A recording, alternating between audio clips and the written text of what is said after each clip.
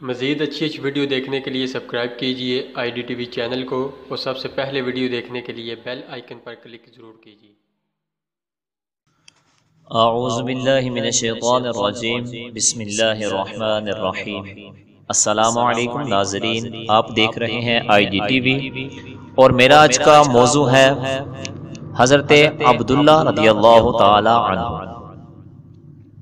بعض راویوں نے یوں روایت کی ہے کہ توریت میں مذکور ہے اور اہل توریت کو اچھی طرح معلوم تھا۔ کہتے تھے کہ ہمارے پاس جو یحییٰ بن زکریا کا سفید ریشمی جبہ ہے، جب عبداللہ رضی اللہ تعالی عنہ عبد المطلب کے گھر میں پیدا ہوں گے تب اس سفید جبہ سے خون نکلے گا، اور جب ایک مدت کے بعد اس سے خون نکلا تب ان سب کو معلوم ہوا کہ حضرت عبداللہ کے گھر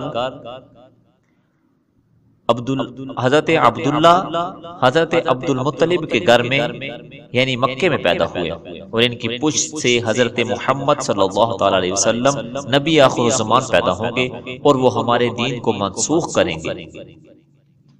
بس یہ معلوم کر کے چند یہودی متفق ہو کر حضرت عبداللہ کو مار ڈالنے کو مکے میں آ کر ایک مدت تک رہے۔ آخر حضرت عبداللہ کا کچھ بھی نہ کر سکے اور سخت ہزیمت پا کر یہاں سے شام میں جا بسے، اور حضرت عبداللہ بڑے ہوئے تب کبھی کبھی مکہ سے نکل کر میدان کی طرف سیر کو چلے جاتے تھے، اور اس میں یہ دیکھتے تھے کہ اپنی پشت سے ایک نور چمکتا ہوا دو پارہ ہو کر ایک مشرق کو جاتا ہے اور ایک مغرب کو جاتا ہے، پھر ایک لحظہ کے بعد پشت میں آ جاتا ہے۔ تب حضرت عبداللہ رضی اللہ تعالی عنہ اپنے باپ سے جا کر یہ حال بیان کیا تو حضرت عبد المطلب نے کہا کہ مدت ہوئی ہے، میں نے ایک خواب دیکھا تھا کہ سلسلہ نوری میری پشت سے نکل کر چار حصے ہو کر چار طرف گیا، ایک حصہ آسمان کی طرف، ایک حصہ زمین کی طرف، اور ایک مغرب کو اور ایک مشرق کو۔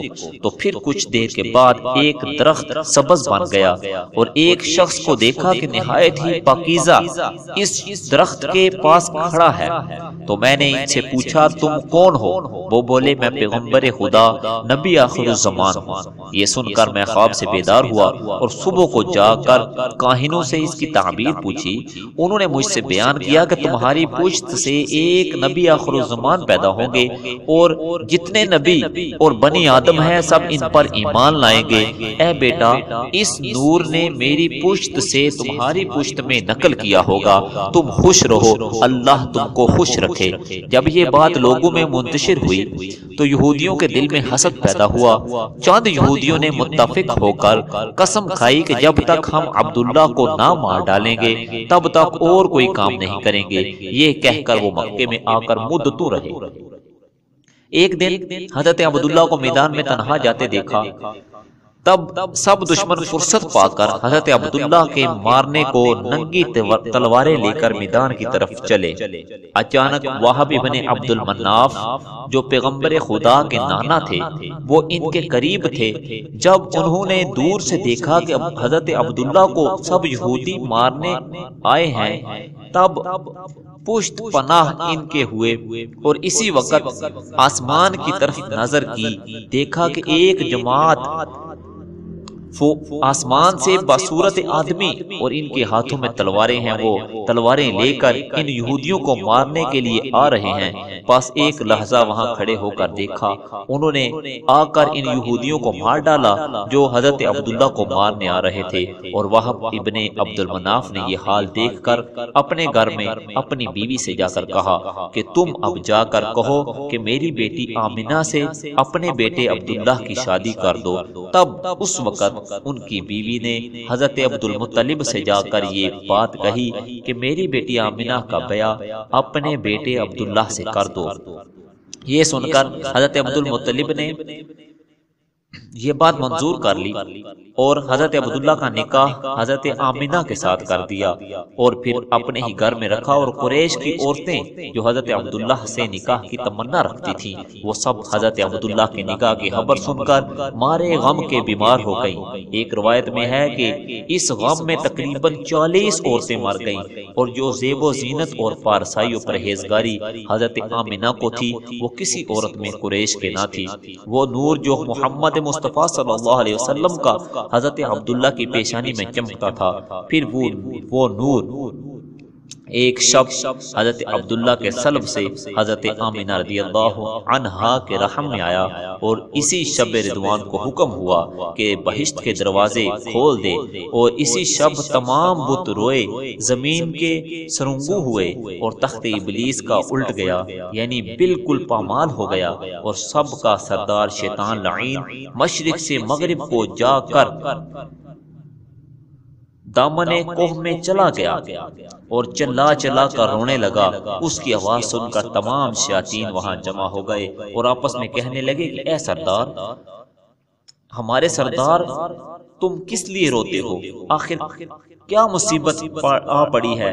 وہ ملعون بولا کہ اس سے زیادہ اور کیا مصیبت ہوگی کہ اب تک محمد صلی اللہ علیہ وسلم آخر الزمان کا زمانہ نہیں تھا، اور اب ان کا ظہور بالکل قریب ہونے والا ہے، اور جب وہ پیدا ہوں گے تو سارے جہان کی مخلوق ان کے تابع ہوگی، اور پھر ان کا قیامت تک جاری رہے گا، اور ہمارے ماننے والے خداؤں کو یعنی لات و عزا کو بالکل باطل کرے گا۔ تمام مخلوق مشرق سے مغرب تک مسلمان ہوگی، اور ان کے ہی لیے خدا تعالیٰ نے ہم کو بہشت سے نکال دیا اور مردود کر دیا۔ اب اگر میں سر پتھر پر ماروں یا پتھر سر پر ماروں گا تو بھی کچھ نہ ہو سکے گا۔ یہ سن کر جنوں کی جماعت نے کہا کہ تم خاطر جمع رکھو، ہم جس طرح بھی ہو سکے گا بنی آدم کو گمراہ کریں گے اور اپنے لات و عزا کی عبادت ان سے کروائیں گے۔ ہم اپنی پوری طاقت خرچ کریں گے، لیکن ہرگز خدا کی راہ پر چلنے نہ دیں گے۔ یہ سن کر اس سردار شیطان لعین نے کہا کہ اچھا مجھے بتاؤ کہ تم کس طرح ان کو خدا کی راہ سے بہکاؤ گے؟ وہ لوگ تو نیک راہ اختیار کریں گے اور نہی عن المنکر سے باز رہیں گے، خیرات و صدقہ و زکات دیں گے، وہ حرام کاری نہیں کریں گے۔ تب ان شیطان جنوں نے کہا کہ کچھ پرواہ نہیں، ہم ان کے عالموں کو کسی کام میں مغالطہ دیں گے تاکہ وہ ان میں فریفتہ ہو جائیں، اور جاہلوں کو دولت اور گمراہی میں رکھیں گے، اور صاحب اطاعت کو ریاکاری کی خواہش دلا دیں گے۔ پھر سردار شیطان نے کہا جب وہ عالم اور زاہد مستغرق ہوں گے تم کس طرح ان پر غالب ہوگے؟ ان کو کس طرح سے راہ راست سے بہکاؤ گے؟ جنوں نے کہا ہم ان کو ہوا و خرس کی راہ میں شہوت دلائیں گے، پھر اسی طرح وہ بیماری وہ ہماری مطابعت کریں گے، اور جو ہم کہیں گے اسی پر عمل کریں گے۔ تب اس سردار لعین نے کہا اب مجھ کو خاطر جمع ہوئی۔ ایک روایت میں آیا ہے کہ اس زمانے میں مکے کے ملک میں قحط تھا اور لوگ بھوکے عاجز تھے، کھانا نہ ملنے کی وجہ سے بھوکے مر جاتے تھے۔ جب حضرت آمینہ رضی اللہ تعالی عنہا حاملہ ہوئیں تب خدا کی رحمت سے پانی برسا، زمین سیراب ہوئی، تمام درخت تر و تازہ ہو گئے، اور ہر درخت اپنے اپنے پھل لایا، اور لوگ اچھی طرح سے میوے کھانے لگے، اور تمام تنگی اور قحط جاتا رہا۔ بہت زیادہ غلہ وغیرہ کی فراوانی ہو گئی، جتنے وحوش و طیور خانہ کعبہ جو امان دونوں جہاں کا ہے، ہر ایک سرور کائنات کی بشارت دینے لگا کہ اب ظہور نبی آخر الزمان کا قریب ہوا۔ اور ایک روایت میں یوں ہے کہ حضرت آمینہ نے اپنے خواب میں دیکھا کہ ایک شخص آسمان سے نازل ہو کر کہتا ہے کہ اے آمینہ تیرے پیٹ میں جو ہیں وہ سرور کائنات صلی اللہ علیہ وسلم ہیں، جب وہ پیدا ہوں گے نام ان کا محمد صلی اللہ علیہ وسلم رکھنا، اور اپنی زبان سے یہ الفاظ کہو نعوذ باللہ من شر کل حاسد، پناہ چاہتے ہیں ہم اللہ تعالیٰ سے شر سے کل حاسدوں کے۔ پس یہ خواب حضرت آمینہ نے اپنے سسر حضرت عبد المطلب سے جا کر کہا اور بعینہ ہی منوعاً بیان کر دیا۔ انہوں نے یہ خواب سن کر اس خواب کی تعبیر بیان کی اور پھر کہا کسی سے یہ راز مت کہنا کیونکہ یہ خواب بالکل سچا ہے، اور فی الحقیقت ایسا ہی لڑکا تمہارے گھر پیدا ہوگا۔ اللہ رب العزت جل جلالہ جو ہم نے سنایا، اللہ رب العزت جل جلالہ ہمیں حق گوئی کی توفیق عطا فرمائے، اور نبی پاک صاحب الاولاق صلی اللہ علیہ وسلم اور آپ صلی اللہ علیہ وسلم کے والدین کریمان کے ساتھ سچی پکی محبت عطا فرمائے۔ اللہ رب العزت ہمیں عمل کی توفیق عطا فرمائے، اور ہمارے ذہنوں میں جو شیطان نے وسوسے ڈال دی ہیں، اللہ رب العزت ان وسوسوں کو نکال کر ہمیں دین متین کی پیروی کی توفیق عطا فرمائے، اور اللہ رب العزت جل جلالہ ہم سب کا حامی و ناصر ہو۔